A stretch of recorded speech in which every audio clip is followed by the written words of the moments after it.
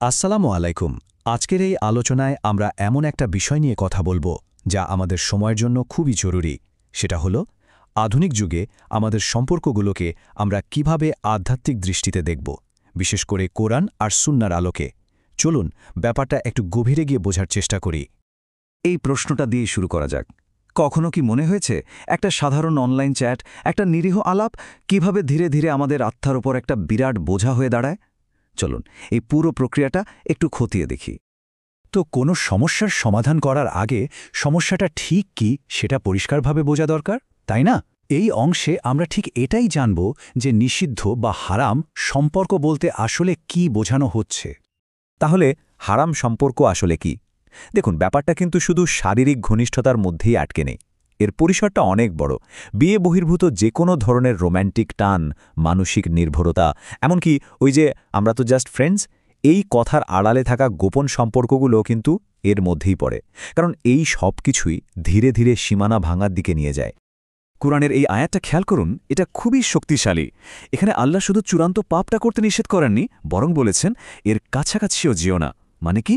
মানে হলো যে রাস্তাগুলো ওই দিকে নিয়ে যায়, হোক সেটা একটা চ্যাট, একটা চাহনি বা একটা দেখা করা, সেই রাস্তাই বন্ধ করে দিতে বলা হয়েছে। আর এটাই হলো সবচেয়ে গুরুত্বপূর্ণ বিষয়। এই ধরনের সম্পর্কগুলো কিন্তু হঠাৎ করে কোনো বড় ভুল দিয়ে শুরু হয় না। শুরুটা হয় খুব ছোট, খুব সাধারণ কিছু দিয়ে, হয়তো একটা লাইক, একটা কমেন্ট বা একটা মেসেজ। কিন্তু এই ছোট ছোট পদক্ষেপগুলোই জমতে জমতে আমাদের একটা বড় আধ্যাত্মিক পতনের দিকে ঠেলে দেয়। আচ্ছা, এবার চলুন দেখি আজকের এই ডিজিটাল যুগে এই সম্পর্কগুলো ঠিক কিভাবে দানা বাঁধে আর একটা সময় নিয়ন্ত্রণের বাইরে চলে যায়। পুরো ব্যাপারটাকে একটা পিচ্ছিল ঢালের সাথে তুলনা করা যায়, যেখানে পা রাখাটা খুব সহজ, কিন্তু একবার পিছলে পড়া শুরু হলে থামাটা খুবই কঠিন। এই প্রোগ্রেশনটা দেখুন তো, খুব পরিচিত লাগছে না? শুরু হয় সোশ্যাল মিডিয়ার একটা সাধারণ রিয়্যাক্ট দিয়ে, সেখান থেকে ব্যাপারটা গড়ায় প্রাইভেট মেসেজে, তারপর ঘন্টার পর ঘন্টা কথা বলা, আর কিছু বুঝে ওঠার আগেই এটা একটা গভীর মানসিক আসক্তিতে পরিণত হয়, খুব সহজেই। অবশ্যই এর পেছনে আরও কিছু কারণ কাজ করে, যেমন ধরুন একাকিত্ব। যখন কেউ মানসিকভাবে একা বোধ করে, তখন সামান্য একটু অ্যাটেনশনও তাকে দুর্বল করে ফেলতে পারে। আবার ওই যে বললাম, আমরা তো শুধু বন্ধু, এই চিন্তার আড়ালে অবাধ মেলামেশা। আর হ্যাঁ, শয়তানের ওয়াসওয়াসা তো আছেই, যা আমাদের চোখে হারাম জিনিসটাকেই খুব আকর্ষণীয় করে তোলে। কিন্তু এই সম্পর্কের পরিণতিটা কি? কেন এটা নিয়ে এত ভাবা দরকার? কারণ এর প্রভাবটা শুধু আমাদের মনের উপরই পড়ে না, বরং আমাদের আধ্যাত্মিক জীবন, এমনকি বাস্তব জীবনের উপরেও এর একটা গভীর আর দীর্ঘস্থায়ী ছাপ থেকে যায়। এর প্রথম এবং সবচেয়ে বড় ক্ষতিটা হল মানসিক শান্তির অভাব। এই সম্পর্কগুলো মনের মধ্যে সারাক্ষণ একটা অস্থিরতা, একটা উদ্বেগ, একটা লুকোচুরির ভয় তৈরি করে রাখে। হৃদয়ের যে আসল প্রশান্তি সেটাই হারিয়ে যায়। এই হাদিসটা একবার ঠান্ডা মাথায় চিন্তা করুন। বলা হচ্ছে এই ধরনের কাজে লিপ্ত হলে মানুষের সবচেয়ে দামি সম্পদ, তার ঈমান, ঝুঁকির মধ্যে পড়ে যায়। এর চেয়ে বড় আধ্যাত্মিক ক্ষতি আর কি হতে পারে বলুন? শুধু তাই নয়, এর প্রভাব আমাদের প্রতিদিনের জীবনেও এসে পড়ে। পড়াশোনা বা কাজে মনোযোগ থাকে না, জীবন থেকে যেন বরকত চলে যায়। এমনকি ভবিষ্যতে একটা সুস্থ আর সুন্দর বিয়ের সম্পর্কের ক্ষেত্রেও এটা একটা বাধা হয়ে দাঁড়াতে পারে। আর সবচেয়ে বড় ভয়টা কি জানেন? এই পাপ অবস্থায় যদি মৃত্যু চলে আসে, তখন কি হবে? তবে এখানে হতাশ হওয়ার কিছুই নেই, কারণ সবচেয়ে ভালো খবরটা হলো এই অন্ধকার থেকে বেরিয়ে আসার একটা পরিষ্কার রাস্তা আছে। এখন আমরা সেই কার্যকর পদক্ষেপগুলো নিয়ে কথা বলবো, যা আমাদের এই চক্রটা ভেঙে বেরিয়ে আসতে সাহায্য করবে।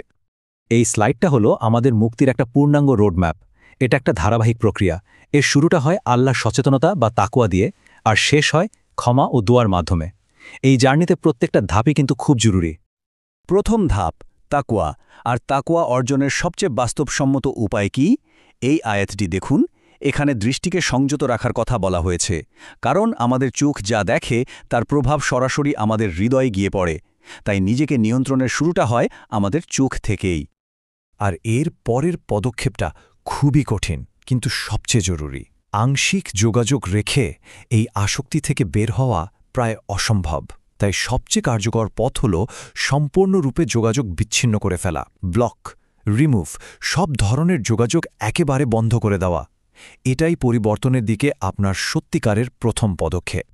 আমাদের জীবনে বন্ধু বা সঙ্গীর প্রভাব যে কতটা, তা এই ছবিটা দেখলেই বোঝা যায়। দেখুন, একজন ভালো বন্ধু আমাদের গর্ত থেকে টেনে তুলতে পারে, আর একজন খারাপ বন্ধু আমাদের খাদের আরও কিনারায় ঠেলে দেয়। তাই আধ্যাত্মিক পথে চলার জন্য সঠিক সঙ্গী বেছে নেওয়াটা অপরিহার্য। আর নিজেকে পুরোপুরি সুরক্ষিত রাখার জন্য আরও কিছু কাজ করা যেতে পারে, যেমন নিজের সোশ্যাল মিডিয়া ফিডটাকে এমনভাবে সাজানো যা ভালো কথা মনে করিয়ে দেয়, নিজের শক্তি আর আবেগকে বিয়ের মতো একটা পবিত্র লক্ষ্যের দিকে নিয়ে যাওয়া, আর অবশ্যই আল্লাহর কাছে সবসময় ক্ষমা চাইতে থাকা। আমাদের এই আলোচনার শেষে এই শক্তিশালী দোয়াটি হতে পারে আমাদের সবার সবচেয়ে বড় হাতিয়ার।